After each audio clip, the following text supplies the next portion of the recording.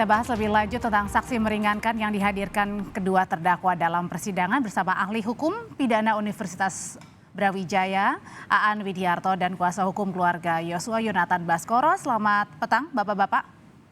Selamat petang Mbak Audrey. Saya ke Pak Aan dulu. Pak Aan, ada dua ahli pidana yang dihadirkan Sambo menyebut unsur pembunuhan berencana bisa dilihat dari keterangan dan waktu perencanaan. Kalau dilihat dari semua bukti yang dihadirkan, waktu perencanaan pembunuhan Yosua itu memenuhikah dalam pembunuhan berencana? Ya, sebelum masuk ke situ saya kira perlu menjernihkan dulu ya dua pendapat ahli tadi ya. Karena begini, di dalam 340 itu tidak diuraikan yang dimaksud rencana itu apa. Yang ada adalah dengan rencana terlebih dahulu, begitu saja. Tapi rencana itu apa? Sehingga dalam perkembangannya sangat dinamis ya, yang disebut dengan rencana ini. Dalam berbagai putusan hakim, ya, rencana itu mengalami beberapa perkembangan. Ada yang dalam putusan kegiatan persiapan itu sudah masuk rencana.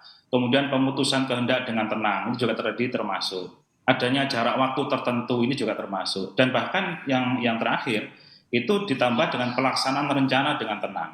Jadi ini sangat dinamis untuk rencana, sehingga saya kira itu sangat tergantung pada penilaian hakim. Nah, terkait dengan kasus Ferdy Sambo ini, pertanyaan Mbak Audrey tadi, saya melihat begini, ada beberapa fakta yang berkembang di persidangan. Yang pertama adalah ada pembicaraan di rumah Saguling ya, di lantai 3. Itu Ferdy Sambo bersama istri kemudian menyuruh Ricky Rizal untuk menembak, tapi Ricky Rizal tidak mau ya. Kemudian dipanggillah Eliezer. Nah, Eliezer dalam hal itu tekanan batin dia, sampai dia kemudian berdoa di kamar mandi supaya berubah keputusan Ferdy Sambo itu. Ini waktu di rumah yang satu ya, yang jaraknya sekitar 100 meteran lah, dari rumah 46 itu. Jadi ini masuk dalam waktu perencanaan ya? Nah, itu ada waktu juga begitu. Kemudian juga ada fakta disuruh mengisi magazine gitu ya. Nah, ini kan berarti kalau ngisi magazine itu kan itu untuk menembak ya, bukan untuk kegiatan yang lain ya, untuk latihan nembak kan tidak gitu.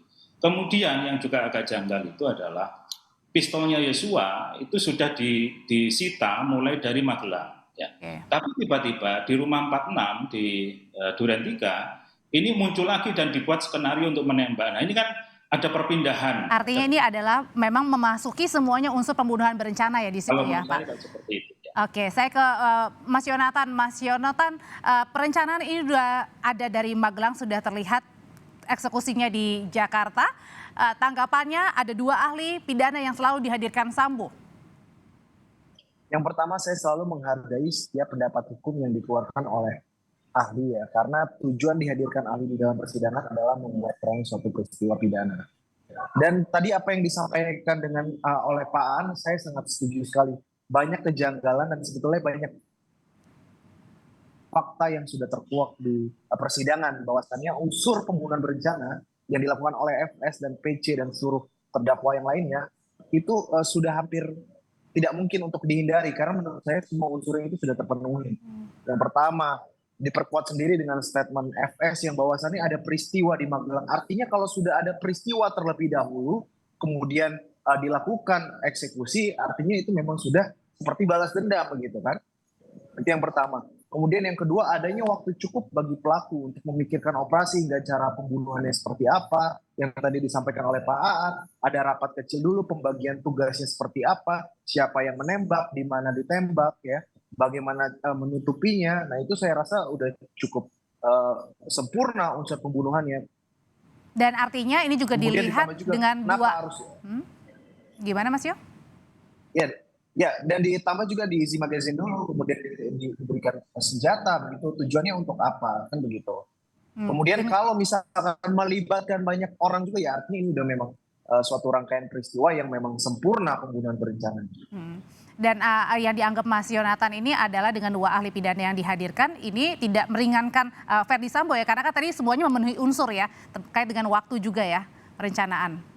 Ya betul, itu justru semua yang disampaikan oleh ahli pidana itu memperkuat unsur pembunuhan berencana. Justru memperkuat ya. Saya kembali lagi ke Pak Aan. Pak Aan, tadi kan disebutkan ada perencanaan yang nampaknya ini berasalnya juga di Magelang gitu ya. Nah, apakah ini juga mengindikasikan kalau memang betul-betul perencanaan itu sudah matang, makanya sudah ada sebelum sampai di Jakarta?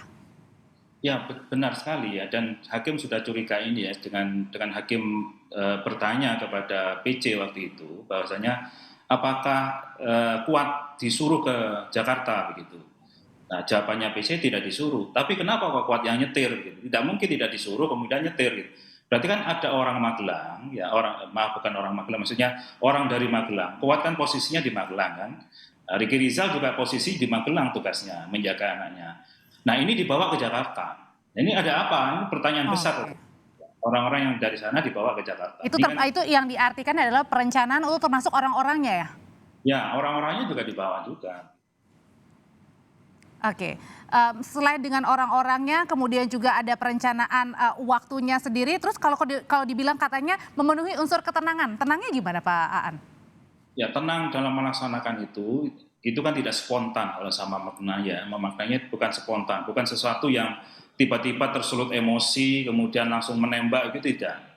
Tapi intensinya itu karena sesuatu.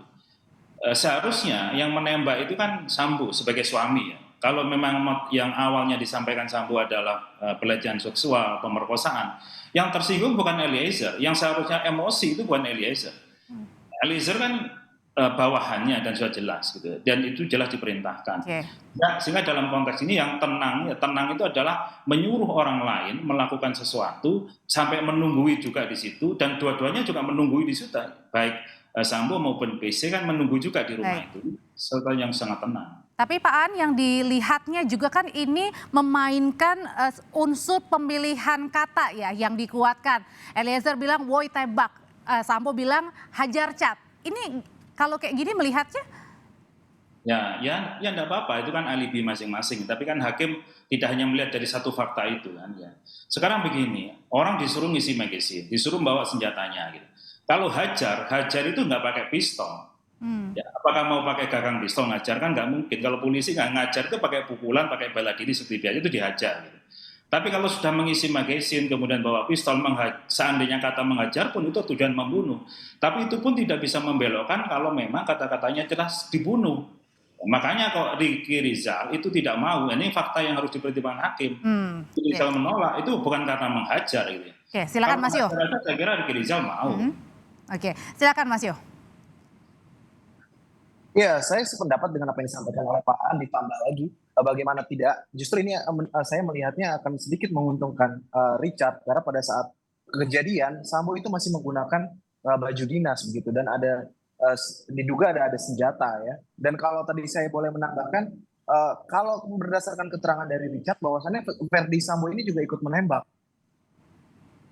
Nah, tetapi kan memang perdebatan di dalam adalah ada perbedaan pendapat yang katanya tadi hajar dan tidak ada Sambo ikut menembak. Nah, memang ini tergantung pembuktiannya bagaimana. Tetapi kan alat bukti ada banyak ya, seperti petunjuk dan keterangan-keterangan ahli ya, serta saksi-saksi yang lain, dan ini akan dicocokkan, disesuaikan apa. Baik, Mas Yo, mohon maaf saya potong dulu karena sinyalnya agak terputus-putus. Hakim, karena apapun yang ditanya bertentangan kan. Halo, ya. Masih putus-putus ya?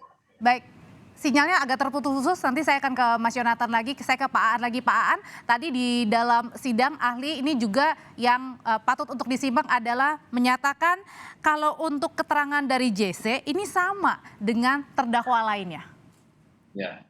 Ya kalau itu kan persoalan pertimbangan hakim juga ya. Jadi memang untuk kualitas dari pemberian keterangan itu kan tidak tergantung pada JC atau bukan, karena JC pun juga dalam posisi kan sebagai terdakwa juga, hanya syaratnya kan bukan sebagai pelaku utama gitu. Nah, maka dari itu pertimbangan hakim ini menjadi menentukan, dan saya melihat hakim dari awal ya, ketika waktu itu saya lupa memeriksa siapa, hakim menyatakan bahwasanya kasus ini terbuka karena Eliezer, ya, karena Baradae. Kalau Baradae tidak menyampaikan, membuka masalah ini tentunya akan sangat sulit. Apalagi ini para polisi kan yang ada yang tersangkut di dalamnya gitu. Barang bukti juga yang banyak yang alat bukti juga banyak yang hilang, yang rusak dan sebagainya. Jadi kuncinya adalah dari Eliezer, sehingga saya melihat hakim itu sudah punya preferensi bahwasanya kualitas dari apa yang disampaikan oleh Eliezer itu nilainya lebih daripada yang lain. Apalagi yang lain ini juga sudah terkenal skenarionya begitu. Membuat Jadi skenario. artinya tidak setuju ya terkait dengan kualitas dari JC ini sama dengan terdakwa lainnya karena ini kan membuka kotak Pandoranya ya. Baik, saya kembali lagi ke Mas Yonatan. Mas Yonatan, apalagi sih menurut Anda kira-kira yang masih akan dihadirkan, kan berarti masih ada punya 2 atau sekitar 3 ahli lagi yang bisa meringankan Sambo. Strategi apa Ya, yang kalau Anda kita lihat lihat- ini? Ya, kalau saya masih melihatnya tetap akan mengaburkan unsur pembunuhan berencana, Mbak. Agar FS ini bisa terhindar dari pembunuhan berencana dan menjadi pembunuhan biasa yang diangkat adalah spontanitas. Tetapi kalau kita melihat secara menyeluruh fakta di persidangan, justru saksi-saksi ahli ini menguatkan kalau memang ada perkosaan, mana bukti visumnya, dan apa mungkin jika ada pemerkosaan sempat-sempatnya bermain bulu tangkis terlebih dahulu. Harusnya sesuai dengan apa yang dikatakan oleh Pak Aan tadi. Kalau memang emosi harusnya bereaksi langsung dan membunuh sendiri begitu. Tetapi di sini kan banyak skenario yang dibangun. Justru saya melihatnya adalah ada peluang bagi Richard Eliezer jika terus konsisten dan mampu membuktikan bahwasannya memang dia dalam keadaan overmark ya atau keadaan memaksa ya seperti yang diatur dalam pasal 48 KUHP. Justru ada peluang bagi Richard ini jika bisa membuktikan di bawah tekanan dia bisa lepas menurut saya. Ada waktu untuk merencanakan dan ketenangan ini yang memenuhi unsur pembunuhan berencana. Terima kasih Pak Aan, ahli hukum pidana dari Universitas Brawijaya, dan Mas Yonatan Baskoro, kuasa hukum keluarga Yosua, sudah berbagi informasi di Kompas Petang. Sehat selalu.